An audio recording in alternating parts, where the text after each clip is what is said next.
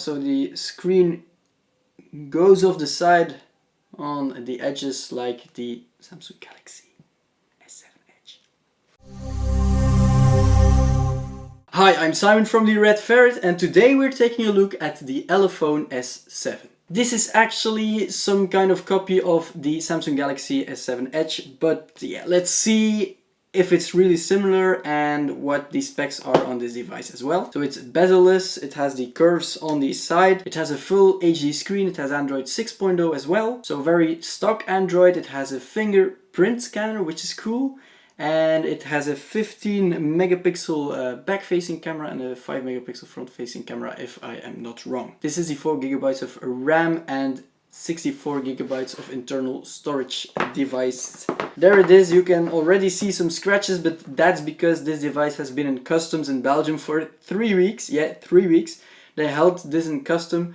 So finally they sent it out, and yeah, it has some scratches, but there's a protective cover luckily on the top and on the back of the device. We're first going to see which accessories are in the box. We have a SIM card ejection tool, a quick start guide as well. And this looks like a cover, a back cover, a case for the device. Let's see. Yeah, it is. It's a plastic case, which actually doesn't feel that bad. Feels actually pretty nice. But I'm not going to use a plastic case. I'm going to use a device like it is, so I can test it like it would be like a real deal or something. This is the charger. Looks a lot like the stock Samsung charger as well. Ooh, now you see the full glory of the device. It's very shiny, it's very glossy, as you can see. And it's going to attract a lot of fingerprint and scratches probably. But yeah, it's very well made. It feels sturdy, it feels pretty heavy. I have an iPhone 6 over here. And this is compared to a normal iPhone 6, so it's a pretty big phone, as you can see. Yeah. So the screen goes off the side on the edges like the Samsung Galaxy S7 Edge. So we're in the device and it runs, as you can see, pretty smooth. It's pretty snappy, which is cool. It's a very stock Android experience on the go. So that's the flashlight. It works. That's good. We have an LED notification light as well. First thing I notice now is that we don't have any buttons on the left and the right side to go back. So the way you go back is by pressing the middle button twice. I'm now installing the fingerprint sensor scanner and that's done.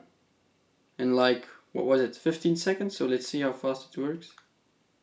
It's very fast. Different thing from the iPhone, for example. On the iPhone you still have to press your home button in order to unlock your device. On this phone you can just do this and he unlocks it. That's cool. I like that. The shutter is pretty slow on the phone, so when you press the button for taking a picture, it's pretty slow, but that's something you have to get used to. I'm going to try the front-facing camera. Look, it's pretty slow, as you can see. It has some lag in it, but yeah, let's see if it's okay. Ooh, that's wobbly. Did he take a picture? Yeah, he did.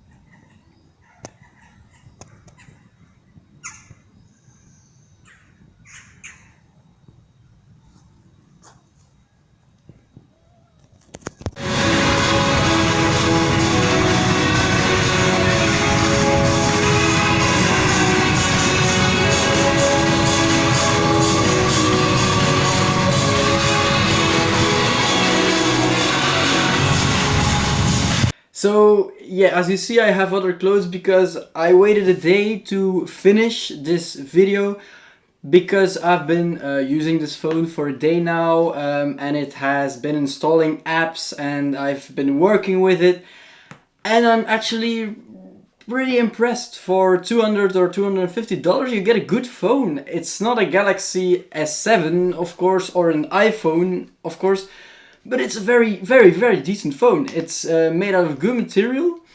The only thing I don't really like, or the only thing I have to get used to, is that the notifications are a little different than, for example, an iPhone. Of course, this is Android, this is a completely different use of the phone, but the notifications, they sometimes tend to skip notifications so that you don't get any notification. Well, but like someone called me and I didn't hear or feel anything, so yeah, maybe it's just me, but that's something I have to get used to. Also, the fingerprint scanner is awesome. Just place your finger on it and it works. I love that. I love that. Camera is not perfect. It's good. It's not an iPhone or Samsung Galaxy S7 replacement camera. But yeah, it's good enough for the price, of course. One tip I want to give you guys is connect to a 5.2 gigahertz Wi-Fi internet or 5.0 instead of a 2.4, because that will work faster. Hi, I'm Simon from the Red Ferret, and today I'm very excited because I got something I've been waiting for a long time. It's an electric skateboard. The sound is loud, but it sounds like it's out of a can, if you know what I mean. It's like it's a very tinny sound or canny sound. But yeah, the speakers are not that good, but yeah, for $250 they're good enough. The quality of the video is sharp, it's full HD, but it's a little too sharp. They over sharpened the image a little, but that's something you have to get used to. After a while you're pretty used to it, but at the start you'll probably notice that it's over sharpened, the pictures and the videos as well. I didn't notice any lag whatsoever when using this device, and I've used it for a couple of hours now. The battery, however, doesn't last that long. You can put it in energy saving mode, but that's something I only use when there's an emergency, for example.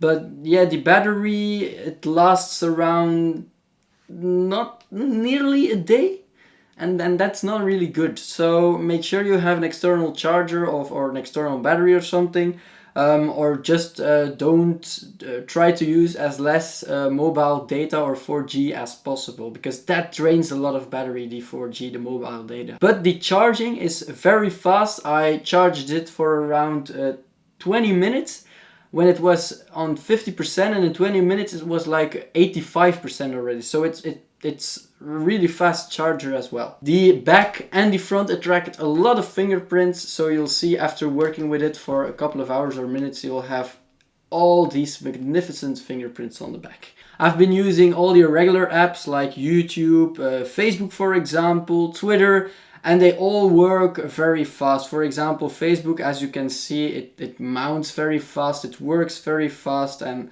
yeah, I'm actually impressed. For that price, it's $250. It's a good phone. It's a good phone. So in my opinion, if you're looking for a second phone, an emergency phone, for example, for when your iPhone or other Android phone dies, this is a very good alternative.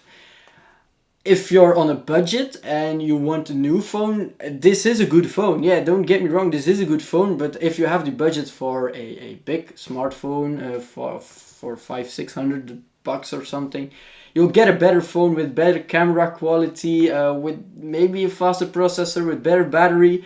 But if you're not looking for a very good camera, if you're not looking for a battery that lasts up to 1.5 days, because that's like the maximum of our battery life of smartphones right now, then you should definitely consider this one. The sound quality is not perfect either. It has its flaws, but it's a cheap phone, and it's a good phone. It's a big phone as well, and it looks very nice.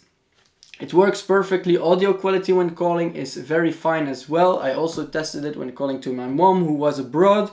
So yeah, it works very well for the price. So I would definitely recommend this device if you're looking for something that's not that pricey, with a lot of features, that has its flaws, but the flaws on this phone are not that bad that they don't make you buy this phone. Alright, I hope you enjoyed this review. If you have any questions or comments regarding this review or this device, let them know in the comment section down below and I'll be very glad to answer them. I'll be using this phone for the next week. So yeah, I'm an Apple boy who's going to go to an Android device. So that's going to be a very strange and different week for me. And I'm going to make a second opinion on this phone after a week's use as well. So check out that video as well in a week. I hope I'll see you in our next video. Bye bye.